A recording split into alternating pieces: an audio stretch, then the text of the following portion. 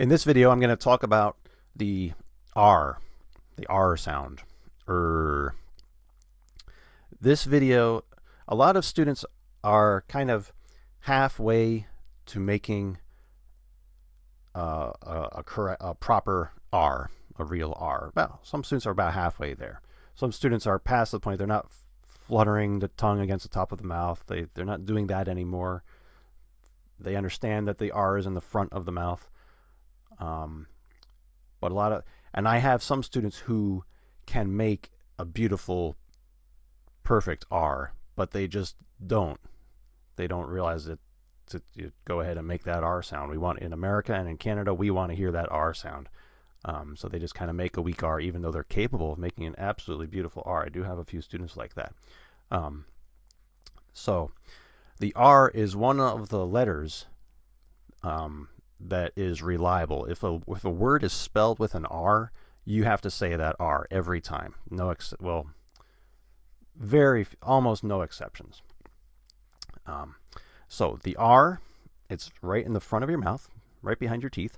And this is the sound of the R. The R is a little creature that wants to escape from your mouth. It's trying to get out. It's pushing out. It wants to squeeze between your teeth, but you have to kind of keep your teeth kind of close so that it can't get out there. You can give it room to breathe, but don't let it out. And just hold it there for a moment and then let it out when you're ready to. And in America and in Canada, you can hold that R nice and long. We want to hear that R every time. The R will feel a lot different depending on what it's next to, whether it's next to a consonant or a vowel. I'm gonna go ahead and start reading this sentence. So generally.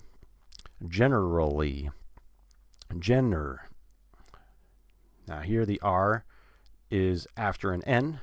Generally.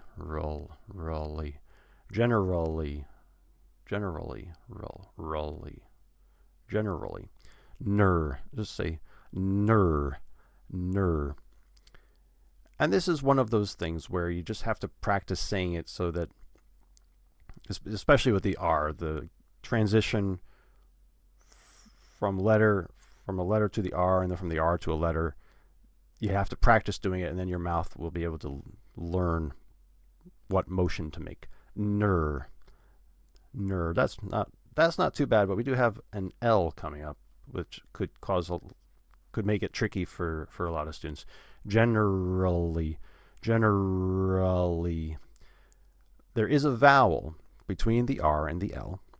So don't let the R don't let that frighten you, because don't let the R and the L frighten you, because there is a vowel in between them to separate them.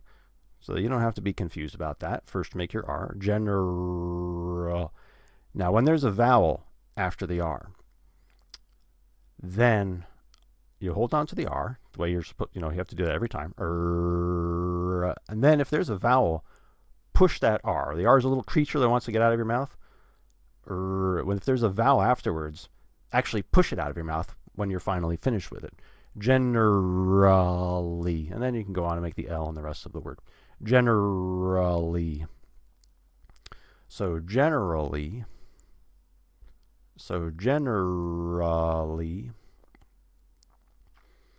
When you're... Now, you can say your. When you're... You can put a vowel in there. Well, it has to be the O vowel. When you're... But most of the time, we don't say any vowel. Just a Y and the R sound. Very simple. Your. When you're. And you'll have to practice going from the Y consonant, which is further back in the mouth, and then to the R. Your. When you're creating. Now we have a K sound and an R. Creating.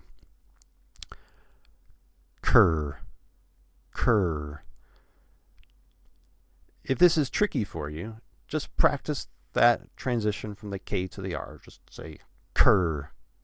Do that a dozen times. Cur, or 20 times. Cur. Now there's a vowel after the R. Curry. So hold on to the R. Cur. And then when you're finished with it, then actually push it out of your mouth. Creating.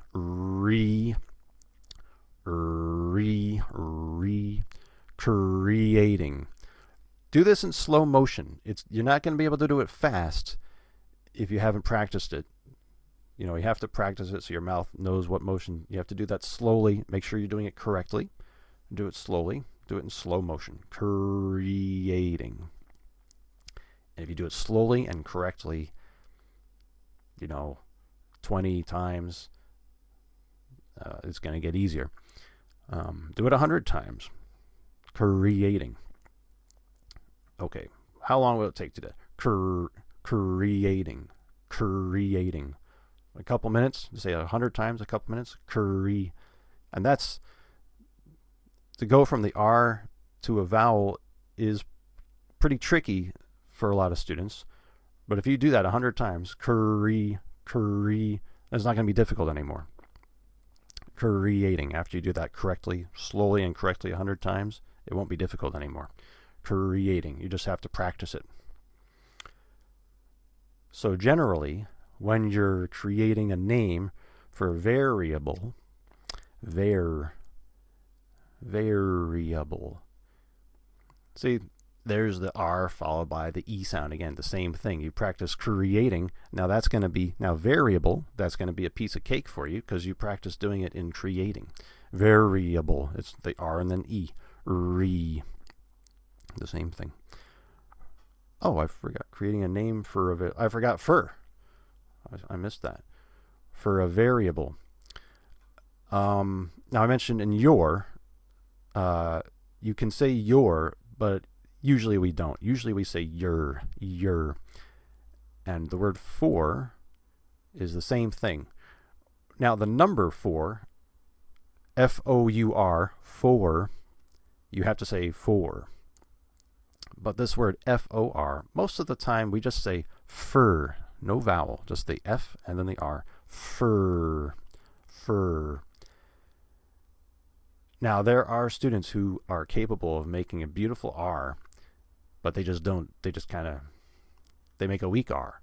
In America and Canada, we want to hear a nice full R. Make that nice and long and loud. Make sure everybody hears it. Fur.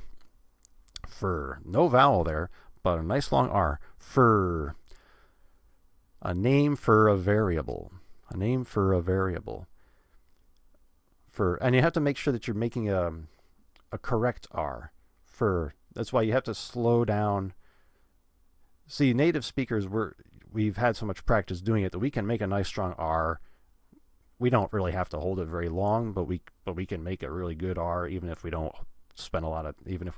say the word slowly. For a variable, we're able to make a really good R even if we don't hold it for a long time. But while you're learning, you want to slow down for a variable to make sure that you're making a real complete R. A name for a variable in Python, you want to separate per rate. That might be per the PR per rate.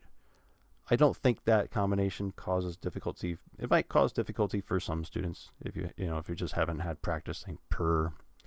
The P is with the lips. You can actually put your tongue in the R before you make the P. Per. Separate. Don't get confused by the spelling of the word. There's an A in the way the word is spelled. There's an A between the P and the R, but we don't say an A there. We just say per. Separate. And that A after the R is the A sound. Rate. That's a vowel. So the R is a little creature trying to escape from your mouth. Hold on to it for a moment. Separate. And then when you're finished with it, then push it out. Separate. You want to separate different words with an underscore. Okay, we have words.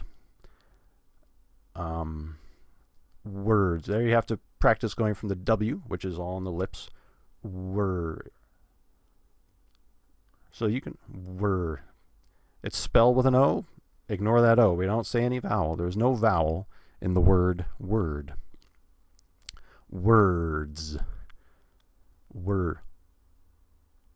So you can have your tongue in the R position before you make the W, because the W is made with the lips. Words. Words. The R is a tense sound, and for that reason, sometimes when I tell students to pretend that they're a tiger, pretend you're a tiger and you have fangs, R, do that, and sometimes that helps to kind of, then students starts to make a better R when they do that sometimes. R, pretend you have fangs and show off your fangs. R, words with an underscore. Under, der. That usually doesn't cause trouble. Der, under. But make sure you hold on to that R. This is not England. This is America. We make the R's here every time. Underscore. Der. Underscore. So the word under is spelled with an E before the R, but you want to skip that. We go directly from the D to the R. Der. Underscore. Score is spelled with an O, actually, and we want to make an O sound. That is quite tricky for a lot of students.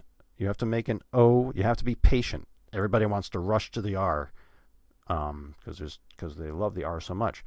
But you have to make an O sound first. You get to the R, you just have to another quarter of a second, just a fraction of a second for the O.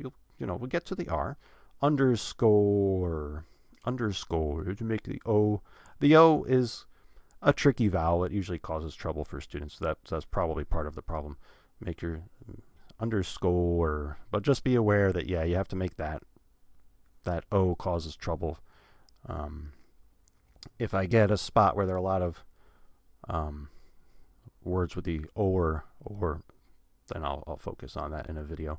Underscore, and then now that's an R at the end of a sentence. The last sound in that sentence is the R, so you have to hold that nice and long because it's the last sound at the end of the sentence.